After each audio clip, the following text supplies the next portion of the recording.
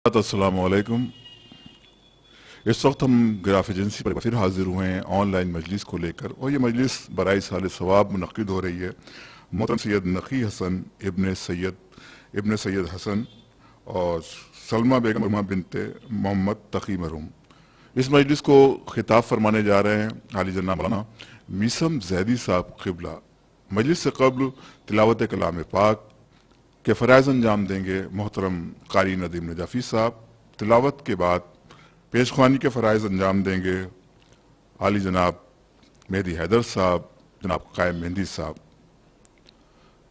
तो आइए दोस्तों, आइए अजीज़ों, आइए मेरे व्यूवर्स की हम बाकायदा तौर पर मजलिस का आगाज़ करते हैं। लेकिन उससे कबल आपकी ज़हन आलिया में ये बात महफूज करा दूँ कि मोहतरम बाबू भाई जो सरज़मीन मुजफ्फरपुर बिहार से आपका ताल्लुक़ है, मुस्तकिल ग्राफ एजेंसी के हवाले से और ज़ाती तौर पर भी मोमिनीन की खिदमत किया करते हैं और काफ़ी मसरूफ़ रहते हैं अपने कारोबार को लेकर, दीनी खिदमत को लेकर, खिदमत बशरी को लेकर।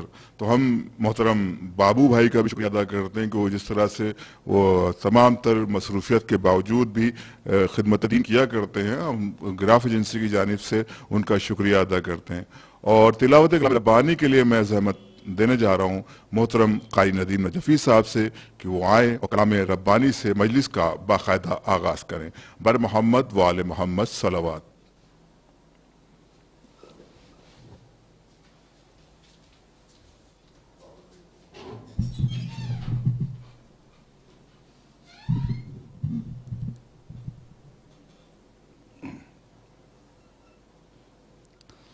अल्लाहुम्मा सल्लि अला मुहम्मदिन व आलि मुहम्मद।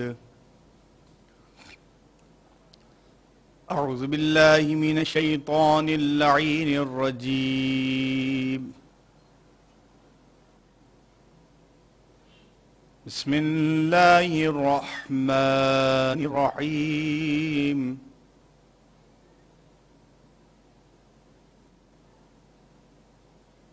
والتين والزيتون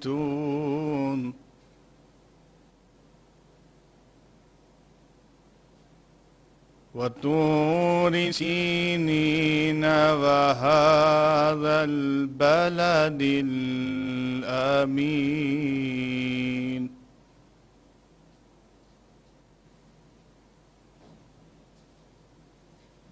لقد خلقنا الإنسان في أحسن تقويم.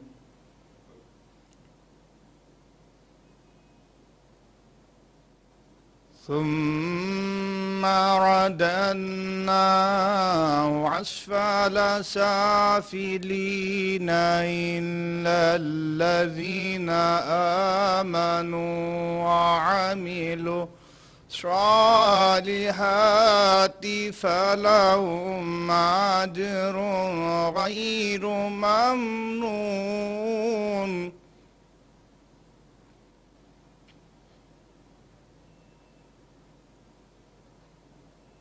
والتين والزيتون وطور سينين وهذا البلد الأمين. لقد خلقنا الإنسان في أحسن تقويم.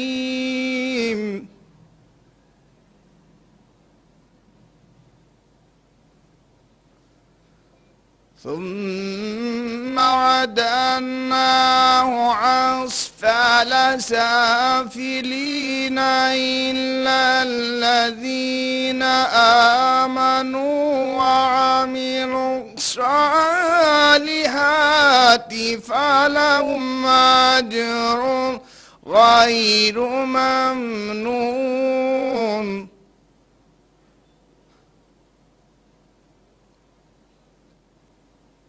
فما يكذبك بعد بالدين أليس الله بأحكم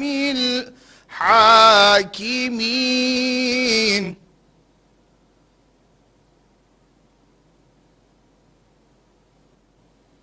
ثم رددناه أسفل سافلين إلا الذين آمنوا وعملوا الصالحات فلهم أجر غير ممنون فما يكذبك بعد بالدين أليس الله بأحكم الحاكمين صدق الله العلي العظيم وصدق رسول النبي الكريم وصدق شهداء كربلاء والصديقين اللهم صل على محمد وآل محمد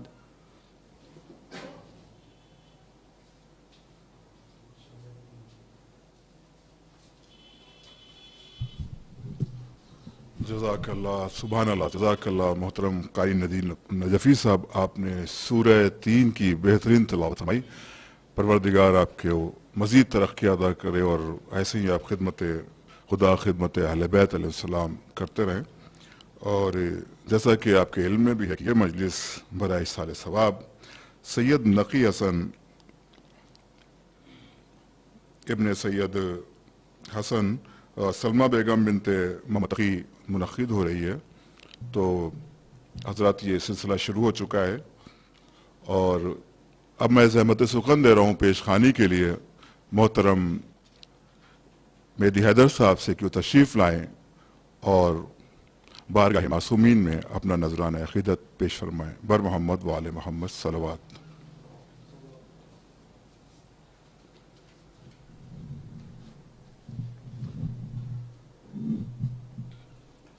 نعرہ صلوات اللہم صلی علی محمد و آل محمد۔ چند شعر سلام کے۔ ذہن بشر سے عرش سے اعلیٰ حسین ہے، اور کشتی نبی تو دین تو کنارہ حسین ہے، اور یوں تو خدا کے دین کے محمد چراغ ہیں، یوں تو خدا کے دین کے محمد چراغ ہیں، لیکن چراغ و دین کا اجالا حسین ہے، لیکن چراغ و دین کا اجالا حسین ہے، اور اسلام کا شجر تو لگایا رسول نے، اسلام کا شجر تو لگایا رسول نے، لیکن لہو سے سینچنے والا حسین ہے، لیکن لہو سے سینچنے والا حسین ہے۔ شعر کیا ابو ذر بھائی؟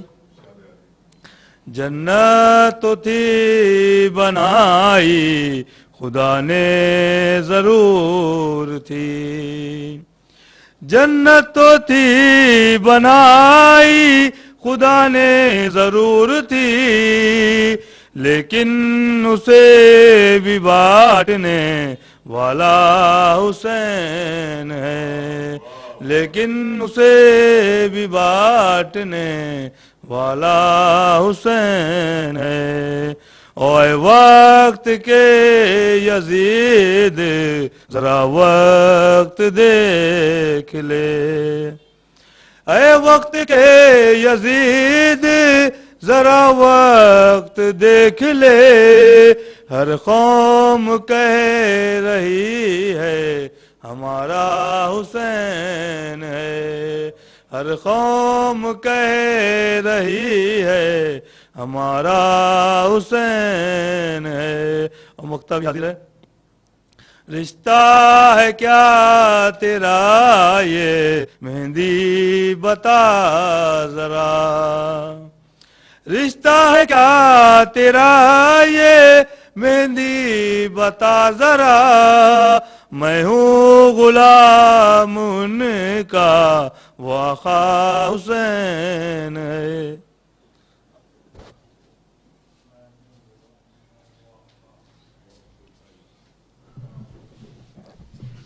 جزاک اللہ محترم مہدی حیدر صاحب، آپ نے بہترین کلام بارگاہ معصومین علیہ السلام میں پیش فرمایا۔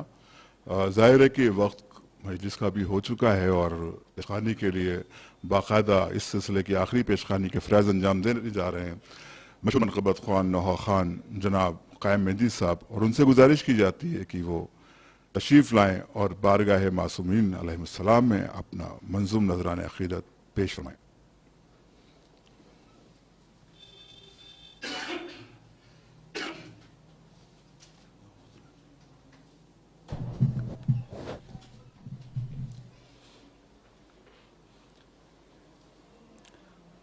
بر محمد و آل محمد صلوات۔ ایک نوحے کے ایک مطلع اور چند اشعار آپ کی خدمت میں پیش کر رہا ہوں۔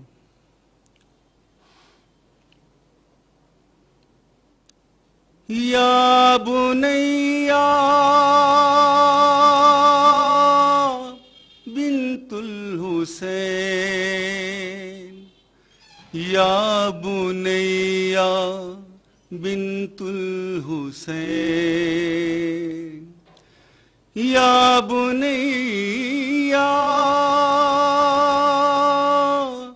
بنت الحسین، یا بنیا بنت الحسین،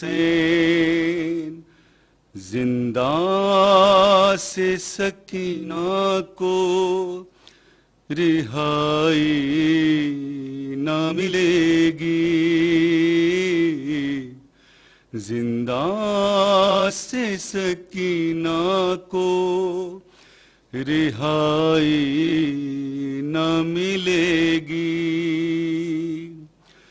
مر جائے گی وہ قید میں ہی قبر بنے گی،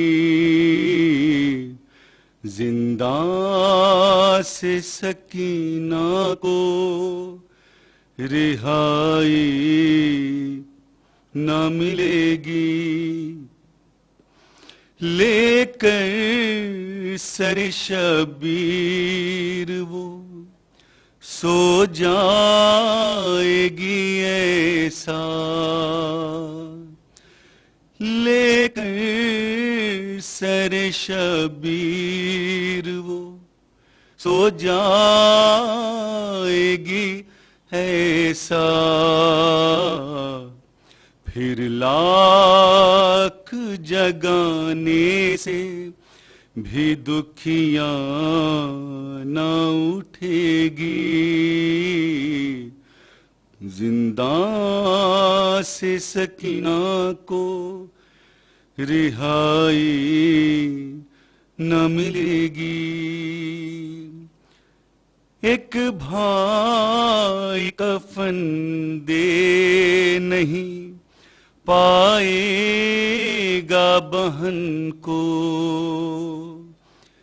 ایک بھائی کفن دے نہیں پائے گا بہن کو،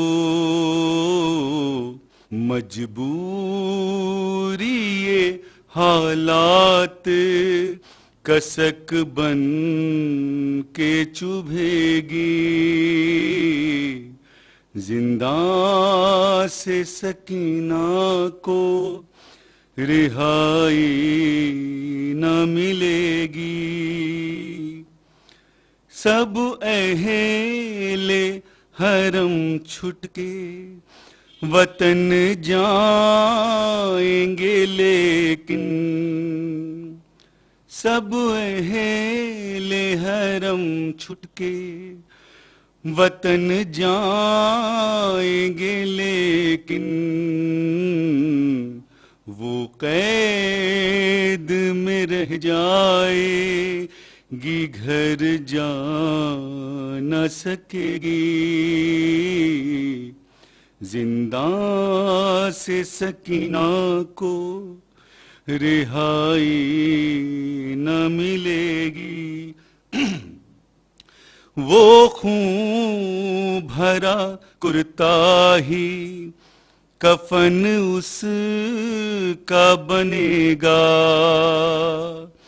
وہ خون بھرا کرتا ہی کفن اس کا بنے گا. سجاد سے یہ اس کی وصیت نہ ٹلے گی. زنداں سے سکینہ کو رہائی نہ ملے گی. بیمار بہن سے بھی ملاقات نہ ہوگی. بیمار بہن سے بھی ملاقات نہ ہوگی. صغرا سے وطن جا کے گلے مل نہ سکے گی. زنداں سے سکینہ کو رہائی نہ ملے گی. اب اس کو کبھی مل نہیں پائے گا مدینہ. اب اس کو کبھی مل نہیں پائے گا مدینہ. وہ شام کے زندان میں ہی قید رہے گی. زنداں سے سکینہ کو رہائی نہ ملے گی. وہ قید میں مر جائے گی پانی کو ترس کر. وہ قید میں رہ جائے گی پانی کو ترس کر. مظہر نہیں معلوم کہ کب پیاس بجھے گی. مظہر نہیں معلوم کہ کب پیاس بجھے گی. زنداں سے سکینہ کو رہائی نہ ملے گی.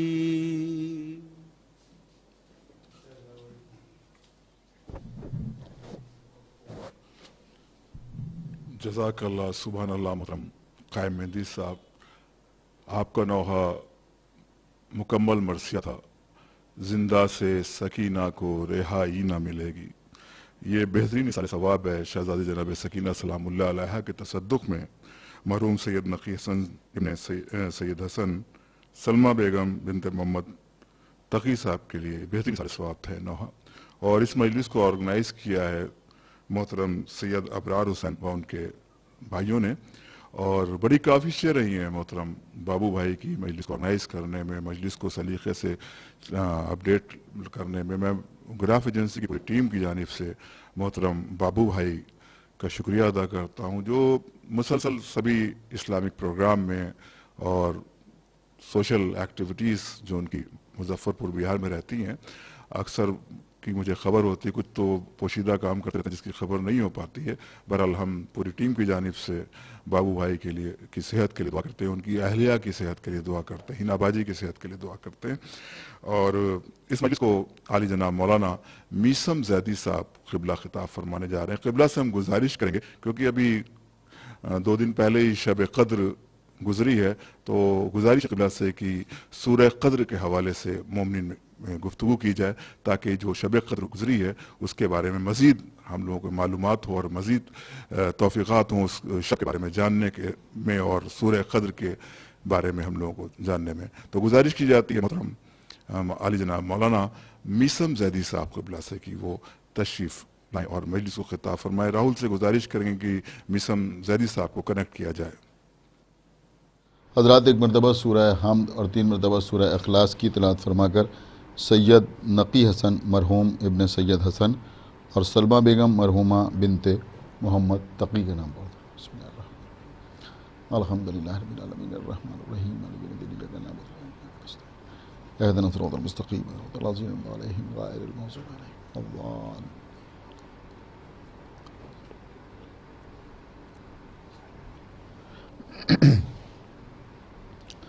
فاتحہ۔ الحمدللہ رب العالمین ایاک نستعین اهدنا الصراط المستقیم صراط الذین انعمت علیہم غیر المغضوب علیہم۔ اعوذ باللہ من الشیطان اللعین الرجیم، بسم اللہ الرحمن الرحیم، الحمد للہ الذی ہدانا لہذا وما كنا لنهتدی لولا ان ہدانا اللہ، لقد جاءت رسل ربنا بالحق، الصلاة والسلام على صاحب الدین والاسلام والحل والحرام والرکن والمقام والصلاة والصیام والسجود والقیام والشریعت والاحکام والحجت والبرہان والمحبت والعرفان والحق والبیان والکتاب والقرآن، سیدنا و نبینا و شفیعنا و مولانا و مولا الثقلین جد الحسن والحسین ابی القاسم محمد وعلى اہل بیتہ الطیبین الطاہرین المعصومین المظلومین المنتخبین المنتجبین الذین اذهب اللہ عنہم الرجس وطہرہم تطہیرا، وَلَعْنَةُ اللَّهِ عَلَىٰ أَعْدَائِهِمْ وَقَتْلَتِهِمْ وَغَاصِبِي حُقُوقِهِمْ وَمُنْكِرِي فَضَائِلِهِمْ وَمَصَائِبِهِمْ أَجْمَعِينَ مِنَ الْآنِ إِلَىٰ يَوْمِ الدِّينِ، أَمَّا بَعْدُ فَقَدْ قَالَ اللَّهُ سُبْحَانَهُ تَبَارَكَ وَتَعَالَىٰ فِي كِتَابِهِ الْمَجِيدِ وفرقانہ الحمید وقولہ الحق، بسم اللہ الرحمن الرحیم، انا انزلناہ فی لیلۃ القدر وما ادراک ما لیلۃ القدر، لیلۃ القدر خیر من الف شہر۔ صلوات پڑھیں پر محمد وآلہ۔ حضرات، یہ ایصال ثواب کے سلسلے کی مجلس منعقد ہو رہی ہے گراف ایجنسی کے توسل سے۔ عام طور پر ایصال ثواب کی مجالس کا آغاز قرآن مجید کی کسی ایسی آیت سے یا معصوم کی کسی ایسی حدیث سے کیا جاتا ہے کہ جس میں موت و حیات کا تذکرہ ہوتا ہے یا نجات اور شفاعت کا فلسفہ بیان کیا جاتا ہے، لیکن کیونکہ مجلس ماہ مبارک رمضان میں منعقد ہو رہی ہے، لہذا میں نے مناسب سمجھا کہ آپ کی خدمت میں سورہ قدر کی ابتدائی آیات کی تلاوت کے شرف عنوان بیان کے طور پر حاصل کروں۔ حالانکہ عزیزوں، حقیقت یہ ہے کہ یہ سورہ کہ جس کو سورہ قدر کہتے ہیں، ہمارے معصومین نے دوران نماز سورہ حمد کے بعد جو سورہ پڑھا جاتا ہے، جس میں نماز پڑھنے والے کو اختیار ہوتا ہے کہ وہ جو سورہ چاہے وہ سورہ پڑھے، معصومین نے اس بات کی تاکید کی ہے کہ ہمارے چاہنے والوں کے لیے، ہمارے شیعہ کے لیے بہتر ہے کہ وہ کوئی نماز ایسی نہ پڑھے کہ جس میں سورہ قدر کی تلاوت نہ کرے۔ عزیزوں، سورہ قدر کی جہاں اور بہت سی فضیلتیں ہیں اور سورہ قدر پڑھنے کے بہت سے اجر بیان کیے گئے ہیں، وہیں سورہ قدر کے سلسلے میں ایک بات یہ بھی میں آپ کی خدمت میں عرض کرنا چاہوں گا کہ سورہ قدر کا ایصال ثواب سے ایک بہت گہرا تعلق ہے۔ الحمدللہ عزیزوں، ہمارے بزرگوں نے تمام معاملات میں، چاہے ان کا تعلق زندگی سے ہو یا ان کا تعلق موت سے ہو، ہماری ملت کو دوسروں سے علیحدہ رہنے کے لیے کوئی نہ کوئی تشخص ضرور عطا کیا ہے، زندگی کے معاملات ہوں یا اموات کے معاملات ہوں۔ آپ حضرات نے غور کیا ہوگا کہ جب ہمارے یہاں کسی کا انتقال ہو جاتا ہے اور کوئی دنیا سے گزر جاتا ہے اور اس کی تدفین عمل میں آتی ہے تو اس کے دفن ہونے کے بعد لوگ اس کی قبر کے چاروں طرف بیٹھ جاتے ہیں اور بیٹھنے کے بعد اپنی انگلیوں کو اس کی قبر کی مٹی میں پیوست کرتے ہیں اور عام طور پر یہ کہا جاتا ہے کہ وہ فاتحہ پڑھ رہے ہیں۔ دیکھیے عزیزوں، حقیقت میں فاتحہ سورہ حمد کا ایک نام ہے، یعنی سورہ حمد کا ایک نام فاتحہ بھی ہے، لیکن یہاں پر جب کسی کی قبر کی چاروں طرف بیٹھ کر لوگ فاتحہ پڑھتے ہیں، عام طور پہ جو کہا جاتا ہے، تو اس وقت اگر کوئی سورہ حمد کی تلاوت کرے اور سورہ توحید کی تلاوت کرے تو اس میں بھی کوئی برائی نہیں ہے، غلط نہیں ہے، لیکن حکم یہ ہے کہ اس وقت قبر کی مٹی میں اپنی انگلیوں کو پیوست کر کے سورہ قدر کی تلاوت کی جائے، یعنی انا انزلنا کی تلاوت کی جائے، 10 مرتبہ تلاوت کی جائے، بعض روایات میں ہے کہ 7 مرتبہ تلاوت کی جائے، اور اگر 7 مرتبہ بھی تلاوت نہ کر سکے تو کم سے کم 1 مرتبہ تلاوت ضرور کرے۔ دیکھیے اس سے پہلے کہ میں آپ کی خدمت میں عرض کروں کچھ اور، لیکن ایک بات بڑی نازک ہے جو خدا جانے کیوں میرا دل چاہ رہا ہے کہ میں آپ کی خدمت میں عرض کرنا چاہوں گا کہ یہ دنیا کس طرح سے انسان سے اپنا پیچھا چھڑاتی ہے۔ اب اس دنیا میں اعزاء اور اقارب بھی شامل ہیں، دوست بھی شامل ہیں، احباب بھی شامل ہیں۔ اگر آپ دیکھنا چاہتے ہیں کہ یہ دنیا کہاں تک ساتھ دیتی ہے تو کسی کی تدفین میں جائیے اور جب کوئی دفن ہو جائے تو اس کے بعد ذرا لوگوں کی عجلت دیکھیے فاتحہ پڑھنے کے لیے، اور اس جلد بازی کو دیکھ کر، اس عجلت کو دیکھ کر آپ سبق حاصل کریں کہ لوگ کتنا جلدی انسان سے اپنا پیچھا چھڑانے کی کوشش کرتے ہیں۔ بہرحال یہ ایک الگ کی بات تھی، لیکن میں نے آپ کی خدمت میں عرض کر دی، اس لیے کہ ہر چیز میں کوئی نہ کوئی ہدایت کا پہلو ضرور ہوتا ہے، کوئی نہ کوئی عبرت کا پہلو ضرور ہوتا ہے۔ اگر آدمی عبرت حاصل کرنا چاہے تو لوگ سورہ قدر کی تلاوت کرتے ہیں انگلیوں کو مٹی میں داخل کر کے۔ اب کچھ لوگ سمجھتے ہیں کہ یہ انگلیوں کو مٹی میں کیوں داخل کیا جا رہا ہے، ایک جگہ پر انگلیوں کو مٹی میں داخل کیا گیا، پھر نکالا، دوسری جگہ مٹی میں داخل کیا، پھر نکالا، پھر تیسری جگہ انگلیوں کو مٹی میں داخل کیا، پھر نکالا۔ لوگ سمجھتے ہیں یہ رسم و رواج ہے، یہ رسم و رواج نہیں۔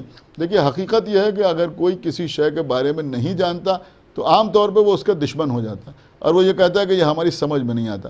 یہ ایک عجیب و غریب مزاج لوگوں کا بنتا چلا آ رہا ہے کہ یہ بات ہماری سمجھ میں نہیں آتی یا وہ بات ہماری سمجھ میں نہیں آتی۔ ایسا لگتا ہے کہ ہر آدمی اپنے کو عقل کل سمجھتا ہے اور یہ سمجھتا ہے کہ اگر یہ بات ہماری سمجھ میں نہیں آتی تو اس کا مطلب یہ ہوا کہ یہ بات صحیح نہیں ہے۔ لیکن عزیزوں، اگر کوئی بات سمجھ میں نہیں آتی تو اس کو سمجھنے کی کوشش کرنا چاہیے۔ میں آپ کی خدمت میں عرض کر رہا ہوں کہ یہ انگلیوں کو قبر کی مٹی میں داخل کر کے سورہ قدر کی تلاوت یوں ہی نہیں کی جاتی۔ اچھا نہیں لگتا کہ فقط قبر کے اوپر انگلیوں کے نشان بنا دیے جائیں، نہیں، اس کا بھی ایک سبب ہے، ایک وجہ ہے ایسا کیوں کیا جاتا ہے۔ دیکھیں قبلہ، ہر سورہ کو پڑھنے کے بہت سے ثواب ہیں، بہت سے فائدے ہیں، بہت سے فجوز ہیں، بہت سے برکات ہیں کسی بھی سورہ کی تلاوت کرنے کے۔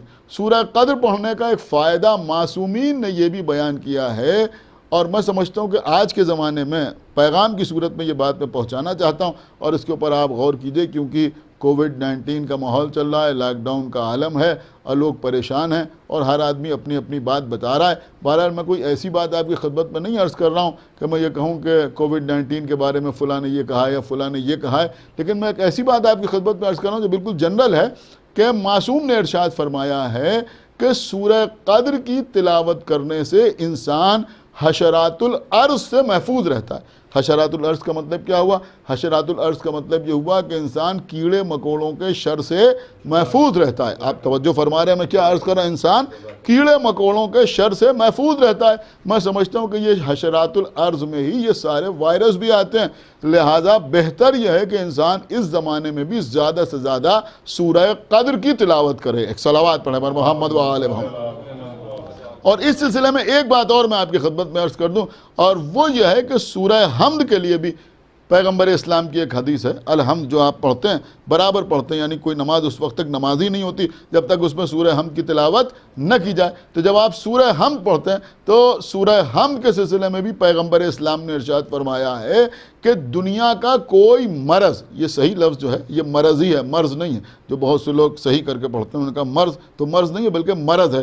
تو پیغمبر نے فرمایا کہ کوئی مرض دنیا کا ایسا نہیں ہے کہ جس کا علاج سورہ حمد میں موجود نہ ہو، یعنی سورہ حمد ہر مرض کے لیے شفا ہے سوائے مرض الموت کے۔ تو اب جب ہر مرض کے لیے شفا ہے تو اس مرض کے لیے بھی شفا ہے۔ ایک صلوات پڑھیں پر محمد و آل محمد۔ آپ غور فرما رہے ہیں۔ اور اس سلسلے میں ایک واقعہ علامہ سبطان سرسوی صاحب قبلہ نے اپنی کتاب مصحف ناطق میں تحریر فرمایا ہے۔ بہت بڑے علامہ گزرے ہیں علامہ سبطان سرسوی صاحب قبلہ، عقائد کے سلسلے میں اور معارف کے سلسلے میں بڑی زبردست کتابیں انہوں نے تحریر کی ہیں۔ تو علامہ سبطان سرسوی صاحب نے یہ واقعہ تحریر کیا ہے کہ ایک بار پیغمبر اسلام کہیں چلے جا رہے تھے، راستے میں ایک جگہ پر پیغمبر نے قیام کیا۔ اب جب پیغمبر نے قیام کیا تو سامنے ایک بستی تھی، وہاں سے ایک آدمی دوڑا ہوا آیا، اس نے دیکھا کہ قافلہ ٹھہرا ہوا ہے، وہ یہ نہیں جانتا تھا کہ یہ پیغمبر ہیں اور ان کے ساتھ کون لوگ ہیں۔ تو اس نے آنے کے بعد کہا کہ کیا آپ کے قافلے میں کوئی ایسا آدمی ہے کہ جو سانپ کے زہر کو زائل کرنا جانتا ہو؟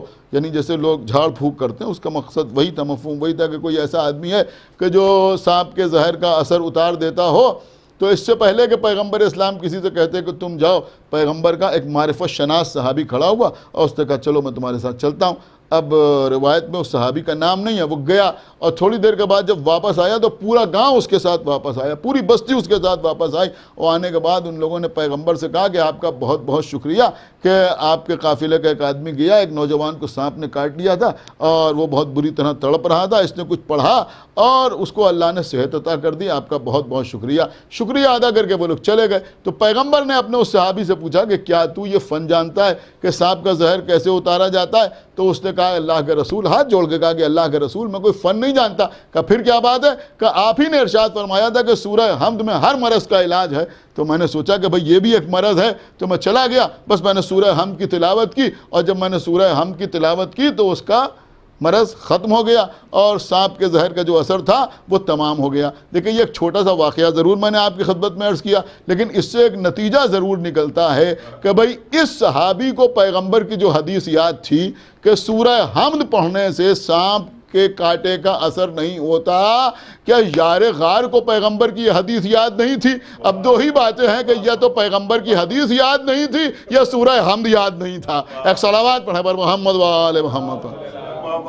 دو ہی باتیں ہیں، اس کے علاوہ کوئی تیسری بات نہیں ہو سکتی۔ تو بہرحال بات کہاں سے کہاں آ گئی؟ تو میں عرض کر رہا تھا کہ سورہ قدر یعنی اِنَّا أَنزَلْنَا بہت آسان مسئلہ ہے، میں کوئی ایسی دعا آپ کو نہیں بتا رہا ہوں، کوئی ایسا سورہ نہیں بتا رہا ہوں کہ جس کو یاد کرنا پڑے۔ سورہ قدر وہ سورہ ہے کہ جو حشرات الارض سے انسان کو محفوظ رکھتا ہے۔ تو اب چونکہ سورہ قدر حشرات الارض سے انسان کو کیڑے مکوڑوں سے، حشرات الارض کا مطلب کیڑے مکوڑوں سے انسان کو محفوظ رکھتا ہے، لہٰذا ہم کسی مرحوم کی قبر کی مٹی میں انگلیوں کو داخل کرتے ہیں اور بار بار سورہ قدر کی تلاوت کرتے ہیں۔ کیوں کرتے ہیں؟ کہ اس لیے کرتے ہیں کہ جب ہم سورہ قدر کی تلاوت کرتے ہیں تو ہماری انگلیوں سے جو ریز نکلتی ہیں، جو ریز یعنی جو کرنیں، جو شعاعیں نکلتی ہیں، وہ قبر کے اندر جاتی ہیں اور ان شعاؤں کی وجہ سے وہ میت کیڑے مکوڑوں کے شر سے محفوظ رہتی ہے۔ دیکھیں یہ فلسفہ ہے قبر کے چاروں طرف بیٹھ کر، آپ توجہ فرما رہے ہیں، اس طرح سے سورہ قدر کی تلاوت کرنے کا، تو ان شعاؤں کی وجہ سے میت کیڑے مکوڑوں کے شر سے محفوظ رہتی ہے۔ اب میں ایک جملہ ضرور آپ کے خدمت میں عرض کروں گا کہ بھیا اگر ہمارے جیسے گناہگار، خطا کار کسی کی قبر کے اوپر بیٹھ کر اپنی انگلیوں کو اس کی قبر کی مٹی میں داخل کر کے قرآن صامت کی چند آیتوں کی تلاوت کریں تو ہماری انگلیوں سے نکلنے والی شعائیں مرنے والے کو کیڑے مکوڑوں کے شر سے محفوظ رکھتی ہیں۔ تو جس کی قبر میں خود قرآن ناطق تشریف لے آئے، ایک صلوات پڑھیں پر محمد و آل محمد۔ دیکھیے عزیزوں، میں جو عرض کر رہا ہوں، جس کی قبر میں خود قرآن ناطق تشریف لے آئے۔ ہمارے اور آپ کے چھٹے امام، امام جعفر صادق علیہ الصلوۃ والسلام ارشاد فرماتے ہیں کہ دیکھو اللہ کی رحمت سے اتنا زیادہ پر امید بھی نہ ہو جاؤ کہ گناہوں پر دلیر ہو جاؤ۔ دیکھیں عجیب و غریب قول ہے کہ اتنے زیادہ پر امید بھی نہ ہو جاؤ کہ گناہوں پر دلیر ہو جاؤ، اور اس کے بعد فرمایا کہ عذاب الہی سے اتنا زیادہ خوف زدہ بھی نہ ہو جاؤ کہ اللہ کی رحمت سے مایوس ہو جاؤ۔ ایک صلوات پڑھیں پر محمد و آل محمد۔ اللہ کی رحمت سے مایوس ہو جاؤ، اس لیے کہ جو شخص اللہ کی رحمت سے مایوس ہے اس کے لیے جہنم کے علاوہ کوئی اور ٹھکانہ نہیں ہے، کہیں کوئی ٹھکانہ نہیں ہے جو اللہ کی رحمت سے مایوس ہو جائے۔ دیکھیں کتاب کا نام ہے معانی الاخبار، کتاب ہے معانی الاخبار۔ معانی الاخبار میں شیخ صدوق علیہ رحمت تحریر فرماتے ہیں کہ ابلیس کا نام بھی ابلیس نہیں تھا۔ پھر کبھی موقع ملا تو میں آپ کی خدمت میں یہ ساری وضاحتیں کر سکتا ہوں کہ ابلیس کا نام بھی ابلیس نہیں تھا، بلکہ ابلیس کا نام یعنی شیطان کا نام ابلیس نہیں تھا، بلکہ اس کا نام حارث تھا، کیونکہ اس نے جناب آدم کو سجدہ کرنے سے انکار کیا اور اللہ نے اس پر لعنت کی، تو کیونکہ وہ اللہ کی رحمت سے مایوس ہو گیا اس لیے وہ ابلیس کہلایا۔ اس کا مطلب یہ ہوا کہ ابلیس اسے کہتے ہیں جو اللہ کی رحمت سے مایوس ہو جائے، اور وہی قابل لعنت ہوتا ہے۔ اب میں کیسے آپ کی خدمت میں عرض کروں کہ خود اللہ کے رسول کا ارشاد گرامی ہے کہ روز قیامت مولا علی کی ولایت کے ہر منکر کی پیشانی پر لکھا ہوگا کہ یہ اللہ کی رحمت سے مایوس ہے۔ ایک صلوات پڑھیں پر محمد و آل محمد۔ یا اللہ کی رحمت سے مایوس ہے، یا اللہ کی رحمت سے مایوس ہے۔ تو میں عرض کر رہا تھا کہ اللہ کی رحمت سے مایوس کون نہیں ہے کہ جو ولایت امیر المومنین کا قائل ہے۔ اگر کوئی ولایت امیر المومنین کا قائل نہیں ہے تو آپ یقین مانیں کہ وہ اللہ کی رحمت سے مایوس ہے۔ بس عزیزوں بات تمام ہو رہی ہے۔ تو میں عرض یہ کر رہا تھا آپ کی خدمت میں کہ آج کل کچھ اس قسم کے مبلغین بھی سامنے آتے ہیں جو لوگوں کو صرف ڈراتے ہیں، صرف ڈراتے ہیں۔ میں آپ کی خدمت میں کیا عرض کروں؟ دیکھیے عزیزوں، ایک چیز ہے، پوری توجہ آپ حضرات کی چاہتا ہوں۔ مثلا آج کل ماہ مبارک رمضان ہے، اور یوں بھی یہ باتیں مجلسوں کے توسط سے لوگوں تک پہنچتی جائیں تو بہت بہتر ہے کہ نماز کے بعد جو تعقیبات پڑھی جاتی ہیں ان میں سب سے بہتر ہے نماز کے بعد آیت الکرسی کی تلاوت کرنا، سب سے بہتر، یعنی ہر نماز کے بعد ایک بار کم سے کم آیت الکرسی کی تلاوت کی جائے، بہت بہتر ہے۔ یعنی ائمہ نے اس کی بے پناہ تعریف کی ہے اور بہت زیادہ اس کا ثواب اور بہت زیادہ اجر بیان کیا گیا ہے آیت الکرسی کی تلاوت کا۔ آیت الکرسی دوسرے تسبیح ہے جناب فاطمہ زہرا صلوات اللہ السلام علیہا، ایک صلوات پڑھے پر محمد و آل محمد۔ تو آیت الکرسی، آپ بھی آیت الکرسی پڑھتے ہیں، یہ آیت الکرسی کسی دعا کا نام نہیں ہے بلکہ سورہ بقرہ کی چند آیتوں کے مجموعے کو آیت الکرسی کہا جاتا ہے، اور سورہ بقرہ میں تیسرے جلد میں تیسرے پارے میں جو آیتیں ہیں انہی میں آیت الکرسی آپ کو مل جائے گی۔ تو عزیزوں یہ آیت الکرسی آپ برابر پڑھتے رہتے ہیں۔ میں آپ کی خدمت میں عرض کر رہا ہوں آیت الکرسی میں ایک آیت ہے، کیا ہے؟ بسم اللہ الرحمن الرحیم، من ذا الذی یشفع عندہ، کون ہے جو اللہ کے سامنے کسی کی شفاعت کرے؟ من ذا الذی یشفع عندہ، کون ہے جو اللہ کے سامنے کسی کی شفاعت کرے؟ اب ظاہر سی بات ہے کہ اللہ کے سامنے کون کس کی شفاعت کر سکتا ہے؟ آپ مجھے بتائیے، کوئی کر سکتا ہے؟ روز قیامت جہاں نفسا نفسی کا عالم ہوگا، جہاں باپ بیٹے کو نہ پہچانتا ہوگا، جہاں بیٹا باپ کو نہ پہچانتا ہوگا، جہاں بھائی بھائی کو نہ پہچانتا ہوگا، چچا بھتیجے کو نہ جانتا ہوگا، بھتیجا چچا کو نہ پہچانے گا، ماموں بھانجے کو نہ پہچانے گا، بھانجا ماموں کو نہ پہچانے گا۔ اب قرآن کی زبان میں آپ کی خدمت میں عرض کر رہا ہوں کہ عالم یہ ہوگا کہ پیر اپنے مرید پر لعنت کر رہا ہوگا اور مرید اپنے پیر پر لعنت کر رہا ہوگا۔ لوگوں کی زبانیں پیاس کی شدت سے باہر نکلی ہوئی ہوں گی، حساب و کتاب کا بازار گرم ہوگا۔ آپ سمجھ رہے ہیں؟ حساب و کتاب کا بازار گرم ہوگا، اعمال گنے نہیں جا رہے ہوں گے بلکہ تولے جا رہے ہوں گے۔ ایک صلوات پڑھیں پر محمد و آل محمد۔ اعمال تولے جا رہے ہوں گے، کسی کے لیے جنت اور کسی کے لیے جہنم کا فیصلہ کیا جا رہا ہوگا۔ اب ایسے موقع پر جہاں انسان کے اپنے اعضاء و جوارے، یعنی یہاں کسی کے پاس کوئی تعویل نہیں ہوگی، دنیا میں انسان اگر کوئی گناہ کرتا ہے، کوئی غلطی کرے، آپ اس سے پوچھئے تو وہ فوراً کوئی تعویل پیش کر دیتا ہے۔ کسی عالم نے بڑی خوبصورت سی بات کہی تھی کہ گناہ کرنے کے بعد آدمی فوراً جو تعویل پیش کرتا ہے یہی قیامت کے لیے عقلی دلیل ہے۔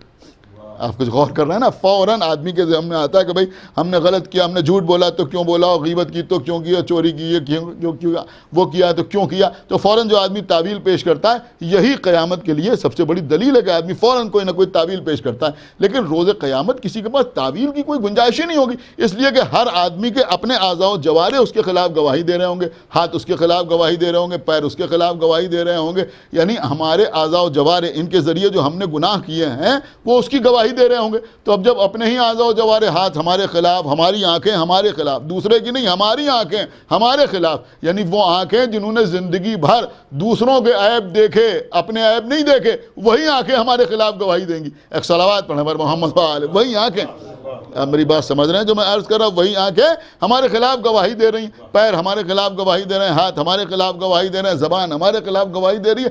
تو ہم ایسے موقع پر من ذا الذی یشفع عنہ، کون ہے جو کسی کی شفاعت کرے؟ کون ہے جو کسی کی شفاعت کرے؟ کوئی شفاعت نہ کرے، لیکن اس کے بعد اللہ نے کیا کہا؟ الا باذنہ، سوائے ان کے کہ جنہیں اذن ملا ہوا ہے۔ اس کا مطلب یہ ہوا کہ کچھ ایسے لوگ ہوں گے کہ جنہیں اذن ہوگا، جنہیں اجازت ہوگی، سمجھ رہے ہیں آپ، جنہیں اجازت ہوگی۔ تو اب جنہیں اجازت ہے، جنہیں اذن ہے، انہی کو محمد و آل محمد کہتے ہیں۔ ایک صلوات پڑھے پر محمد و آل محمد پر۔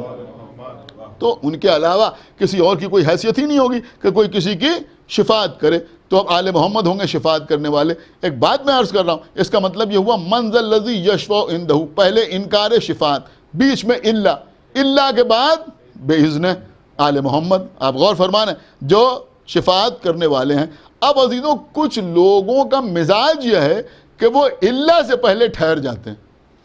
دیکھیے عجیب بات میں آپ کی خدمت میں عرض کر رہا ہوں، کچھ ایسے مبلغین ہیں، کچھ ایسے خطبہ ہیں کہ جو اگر مجلس پڑھتے ہیں تو وہ الا سے پہلے ٹھہر جاتے ہیں۔ بس یہیں سے پریشانی شروع ہو جاتی ہے، وہ الا سے پہلے ٹھہر جاتے ہیں، الا کے بعد تک نہیں پہنچتے۔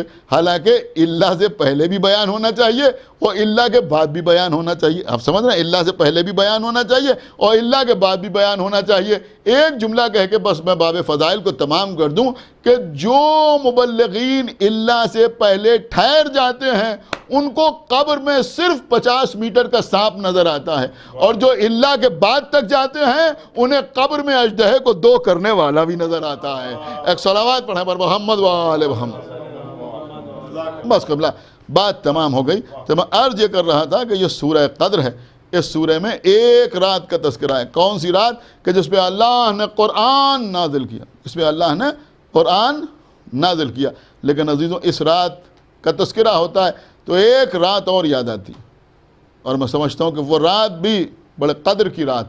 وہ کون سی رات؟ کہ وہ شب عاشور، جہاں زہرا کا لال اپنے ساتھیوں کو جمع کیے ہوئے آواز دے رہا ہے کہ دیکھو یہ سب میرے خون کے پیاسے ہیں۔ خداوند عالم ان مرحومین کے درجات کو عالی کرے، ان کے متعلقین کو صبر جمیل اور ایصال ثواب کی زیادہ سے زیادہ توفیق عنایت فرمائے۔ بس عزیزو چند جملے مصائب کے مجلس تمام۔ آپ ذرا غور تو کیجئے کہ کربلا کا میدان ہے، شب عاشور ہے، آقا حسین ہیں، اپنے دوستوں سے کیا کہہ رہے ہیں؟ دیکھو یہ سب میرے خون کے پیاسے، جس کو جانا ہے وہ چلا جائے۔ اور اس کے بعد فرماتے ہیں دیکھو تم چلے جاؤ، میں تمہاری گردنوں پر سے اپنی بیعت اٹھائے لیتا ہوں، جس کو جانا ہے وہ چلا جائے۔ لیکن کوئی جانے کے لیے راضی نہیں، کوئی جانے کے لیے راضی نہیں۔ آپ سمجھے یہ کیا ہو رہا ہے؟ یہ امام حسین بتا رہے ہیں کہ دیکھو یہ بیعت والے نہیں ہیں، میں نے بیعت اٹھا لی مگر کوئی جانے کے لیے تیار نہیں ہے۔ اس کے بعد فرمایا کہ میں تمہیں جنت کی بشارت دیتا ہوں، چلے جاؤ۔ اب عزیزوں اگر اب بھی کوئی اٹھ کے چلا جائے تو اسے کوئی جنت پہ جانے سے روک نہیں سکتا، اس لیے کوئی ہمہ شمہ جنت کی بشارت نہیں دے رہا ہے۔ جوانان جنت کا سردار کہہ رہا ہے، مالک جنت کہہ رہا ہے، جس کے صدقے میں جنت بنی ہے وہ کہہ رہا ہے کہ میں تمہیں جنت کی بشارت دیتا ہوں، چلے جائیں تو جنت ہی میں جائیں گے۔ لیکن حسین کے صحابی بتا رہے ہیں آقا حسین ہمیں آپ کو چھوڑ کے جنت نہیں چاہیے۔ اس کے بعد فرمایا اگر تمہیں شرم آ رہی ہے تو میں چراغ بجھائے دیتا ہوں، اب جس کا جی چاہے وہ اٹھ کے چلا جائے۔ لیکن اب بھی کوئی جانے کے لیے تیار نہیں ہے۔ اب امام حسین نے شہداء کی فہرست سنانا شروع کی، دیکھو کل کون کون قتل کیا جائے گا، ساری فہرست امام حسین نے سنا دی، اصحاب کے نام لیے، اپنے اہل بیت کے نام لیے۔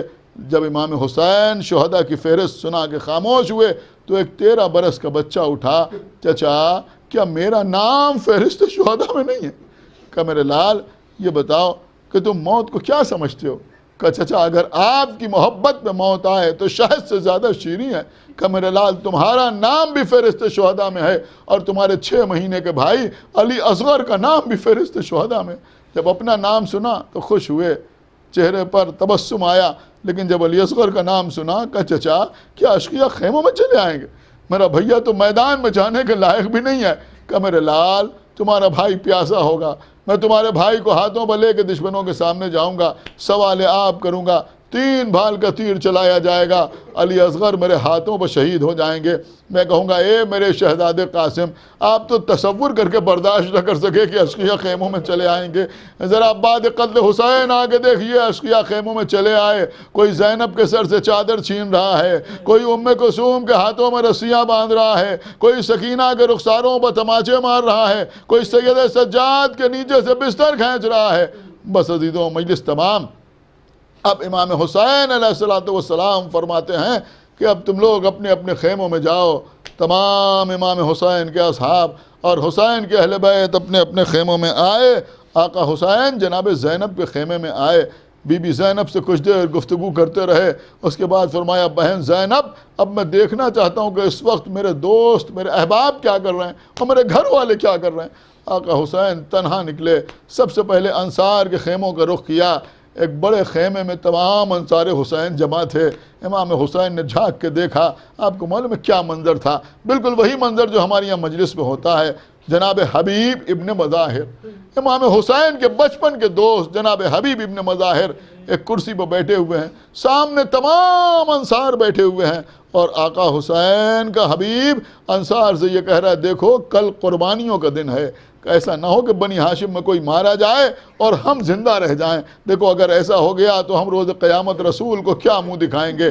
اور انصار حسین ہاتھ جوڑ جوڑ کے کہہ رہے ہیں اے حبیب آپ تو حسین کے حبیب ہیں، آپ تو حسین کے بچپن کے دوست ہیں، بس کل ہمیں باری باری اجازت دلوا دیجیے گا، پھر دیکھیے گا کہ ہم کیسا فداکاری کا مظاہرہ کرتے ہیں۔ امام حسین انصار کو دعائیں دیتے ہوئے آگے بڑھے، اہل بیت کے خیموں کا رخ کیا، ایک خیمے کے قریب آئے، احساس ہوا کہ خیمے میں 3 شخصیتیں موجود ہیں۔ اب جو دیکھا تو کیا دیکھا کہ 3 شخصیتیں کون ہیں؟ کہ ایک علی کا بیٹا عباس، دوسرے امام حسن کے بیٹے قاسم، اور تیسرے امام حسین کے بیٹے شبیہ پیغمبر شہزادہ علی اکبر۔ امام حسین نے دیکھا کہ شہزادہ علی اکبر کہہ رہے ہیں چچا عباس کل جب جنگ ہوگی نا تو سب سے پہلے میں اپنی جان اپنے بابا پر قربان کروں گا۔ بس عزیزوں غیرت دار خاندان، ایک دوسرے سے محبت کرنے والے افراد، حضرت عباس آگے بڑھے، شہزادے علی اکبر کے منہ پر ہاتھ رکھا، میرے لال ایسی باتیں نہ کرو، اے میرے لال پہلے میں جاؤں گا اپنے آقا پہ اپنی جان قربان کرنے کے لیے۔ شہزادے علی اکبر کہتے ہیں چچا عباس اگر آپ قربان ہو گئے، آپ شہید ہو گئے تو بابا کی کمر شکستہ ہو جائے گی۔ کہ میرے لال یہ بھی تو سوچو کہ اگر تم مارے گئے تو میرے آقا کی آنکھوں کا نور جاتا رہے گا۔ جناب قاسم بیچ پہ کھڑے ہوئے کہ چچا نہ پہلے آپ میدان میں جائیں گے نہ بھیا علی اکبر پہلے آپ شہادت پیش کریں گے، پہلے میں جاؤں گا اپنی شہادت پیش کرنے کے لیے، اس لیے کہ اگر چچا مارے گئے تو میرے چچا حسین کی کمر شکستہ ہو جائے گی، اگر بھیا علی اکبر مارے گئے تو امو حسین کی آنکھوں کا نور جاتا رہے گا۔ ارے میں جاؤں گا، میں تو یتیم ہوں۔ بس عزیزو اتنا سننا تھا کہ امام حسین خیمے میں داخل ہوئے، قاسم کو سینے سے لگایا، میرے لال جب تک تمہارا چچا زندہ ہے اپنے کو یتیم تصور نہ کرو۔ پروردگار جو واسطہ محمد والے محمد کا ہماری اس عبادت کو قبول فرما، پروردگار جو واسطہ محمد والے محمد کے تمام حاضرین مجلس اور بانیان مجلس کے دلی مقاصد کی تکمیل فرما، پروردگار جو واسطہ محمد والے محمد کا ہم کو اعمال صالحہ کے توفیق عنایت فرما، ہمارے عقائد کو صحیح سالم رکھ، ہم جب تک زندہ رہیں آل محمد کی محبت اور ان کے دشمنوں کی عداوت پہ زندہ رہیں، اور دنیا سے جائیں تو یہ دونوں عظیم ترین نعمتیں اپنے ساتھ لے کے جائیں۔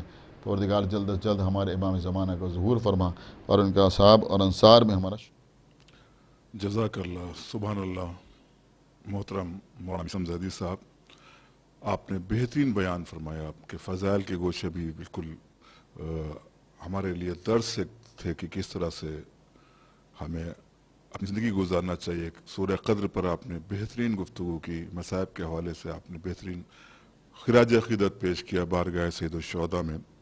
और ये मजलिस की सैयद नक़ी हसन साहब इब्ने सैयद हसन सलमा बेगम बिन्त मोहम्मद तक़ी के इसाले सवाब के लिए मुनक़्क़िद की गई थी, और इस मजलिस को मुनक़्क़िद किया था मोहतरम सैयद अबरार हुसैन व उनके बरादरान ने। हम सैयद अबरार हुसैन साहब की जानिब से मौलाना मीसम ज़ैदी साहब का, मौलाना नदीम क़ारी नदीम साहब का, शायर अहले बैत मेहदी हैदर साहब का, नौखान मनक़बत ख़ान जनाब क़ायम मेहंदी साहब का तहे दिल से शुक्रिया अदा करते हैं, और तमाम व्यूअर्स का हम शुक्रिया अदा करते हैं जो भी इस वक्त इस ऑनलाइन मजलिस को समाअत फरमा रहे थे। फैयाज़ हसन जाफरी साहब जो कि इस वक्त इंडिया में नहीं है लेकिन मुस्तकिल वो मजलिस सुनते रहे, हम उनका भी शुक्रिया अदा करते हैं। और बाबू भाई की जानिब से भी हम और टीम ग्राफ एजेंसी की जानिब से आप सभी का शुक्रिया अदा करते हैं, और तमाम अहले मुजफ्फरपुर बिहार का शुक्रिया अदा करते हैं जो मुसलसल हमारे साथ ऑनलाइन प्रोग्रामों में जुड़े रहते हैं। और बाबू भाई की बड़ी खिदमात हैं, तो आइए हम दुआ करते हैं कि मरहूमीन को मासूमीन बारगाह मासूमीन में आला मकाम हासिल हो, और बाबू भाई सेहतमंद रहें और इसी तरह से खिदमतें अदा करते रहें, और उनकी अहलिया मुसलसल खिदमत अंजाम देती रही हैं। मेरी मुराद मोहतरमा हैना जाफरी साहिबा, ये मुसलसल खिदमत दीन में बिज़ी रहती हैं, मुलव्विज़ रहती हैं, और खुदा इन सब के तरक्की अता फ़रमाए, बाबू भाई के तमाम अहल खाना को तरक्की अता फ़रमाए, और मरहूमीन जिनकी सारे सवाब की मजलिस थी सैयद नक़ी हसन इब्ने सैयद हसन सलमा बेगम बिन्ते मोहम्मद तक़ी को जवार मासूमीन में आला मकाम अता फ़रमाए। अब इंशाअल्लाह आपसे फिर किसी नए प्रोग्राम के साथ मुलाकात होगी। हम को इजाज़त दिए, खुदा हाफ़िज़ वस्सलाम।